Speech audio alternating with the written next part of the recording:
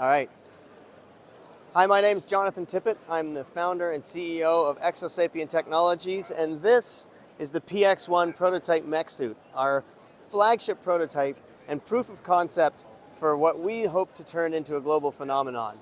This machine is a 4,000 kilogram, 200 horsepower, human piloted exoskeleton. It has no automation, no AI, no gyros. It takes the movements of the pilot's forelimbs and translates them into the movements of its four legs.